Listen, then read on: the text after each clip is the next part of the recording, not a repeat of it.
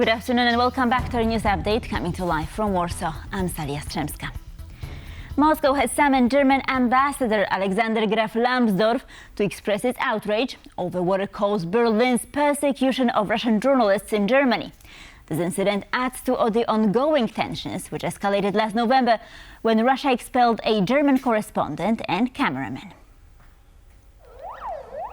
The Russian Foreign Ministry called in the German ambassador on Friday after spokesperson Maria Zakharova accused Germany of persecuting Russian journalists. This comes after several reports of Russian reporters being expelled from Germany, which the German authorities claim was due to residency regulations, not political reasons. Zakharova criticized Berlin for what she described as pressure and harassment of Russian correspondents. In response, Germany stated that Russian journalists are welcome to work in the country without restrictions. This move follows Russia's retaliation last November, when it expelled a German journalist after a similar incident involving Russia's state media reporters.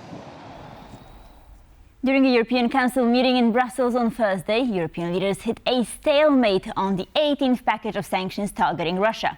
Hungary and Slovakia held firm in their opposition to the proposed measures. Slovak Prime Minister Robert Fico announced on Thursday that he would wait for guarantees from the European Commission regarding their gas supply before agreeing to new sanctions on Russia. Bratislava wants the Commission to offset any losses from its proposal to hold Russian gas imports from 2028 onwards, as Russia's state-owned energy giant Gazprom could sue for up to €20 billion under Slovakia's supply contract running to 2034. Hungary has so far rejected these sanctions as well as Ukraine's further progress in the EU accession process. After Thursday's discussions, a decision is expected to be made on Friday at the ambassadors' meeting. Fico said Slovakia will seek to postpone the decision and, if refused, will vote against the package. Unanimity is required to approve the sanctions.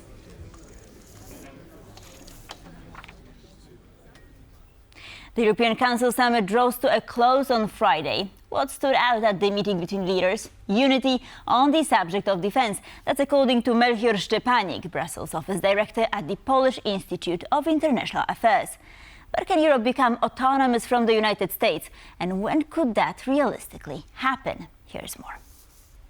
It's obvious that the EU will not become completely autonomous in a year or two.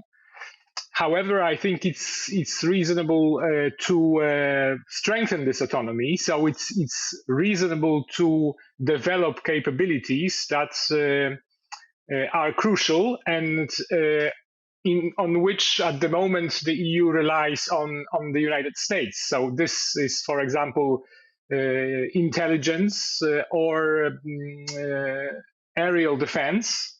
Also, the capacity to have the long-range strike capability. So these are key capabilities that the European Union has to strengthen. Of course, it will not happen in a month, in a year, but it is a long-term process. But I think it's wise, it's reasonable for the EU member states to develop these capabilities. It will make the European Union more secure, and it will make the EU a more attractive ally, first and foremost for the United States, but also for other countries, for other partners in the world. And it will also make the EU better able to support Ukraine effectively. So I think it's a good direction. German Chancellor Friedrich Merz said on Friday that Germany will continue to provide comprehensive support to Ukraine, including efforts to further strengthen EU sanctions against Russia. The statement came when Merz was welcoming his Austrian counterpart, Christian Stocker, to Berlin. The two leaders are expected to discuss bilateral relations and European policy coordination. Last but not least, with regard to the Russian war against Ukraine, Germany will continue to provide comprehensive support. We underlined this at the NATO summit this week and also yesterday at the European Council. I am pleased that we are also in agreement on this. This includes working hard to strengthen the EU sanctions against Russia. We will also continue to persuade Washington to send a clear signal to Moscow. Ukraine can rely on this. His release is my personal joy, said exiled Belarusian opposition leader Svetlana Tikhanovskaya in an interview for TVP World regarding her husband's freedom. Sergei Tikhanovsky, along with Svetlana, paid a visit to our Warsaw studio.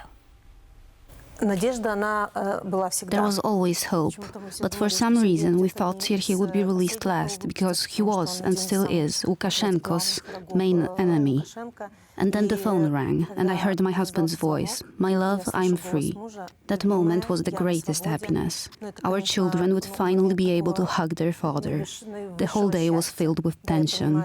You see, I always carried a folder with Sergei's photo. He inspired me, he was my talisman.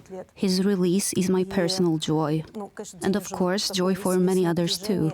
Sergei is a symbol, but we know that thousands of political prisoners remain behind bars. I'm deeply grateful.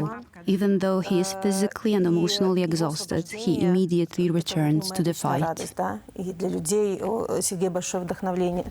This exclusive and deeply moving interview with Sergei Tikhanovsky and his wife Svetlana will premiere this evening at 8 p.m. CET on World News Tonight. 8 Georgian opposition politicians have faced arrests in the past 2 weeks, an independent Georgian TV station Formula News has reported. On Friday, former MP Givi Targamadze was sentenced to 7 months in prison for failing to appear before a parliamentary commission. The broadcaster, alongside other outlets, branded the commission as politically driven and accused it of aiming to silence dissent. The sentenced opposition figure had previously chaired Georgia's Parliamentary Defense and Security Committee and has been a vocal critic of the ruling Georgian Dream Party. The crackdown on the opposition comes amid ongoing anti-government protests, which broke out in the wake of the disputed parliamentary election in late October.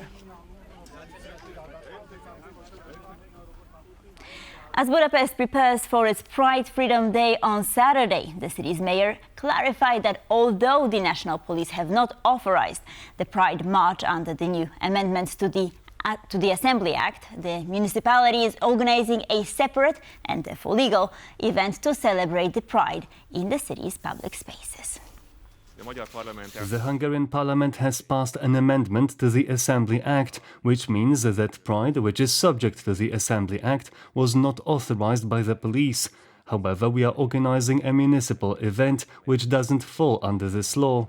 The city is inviting the people of Budapest to a different event in its own public spaces, organized independently, so it is perfectly legal.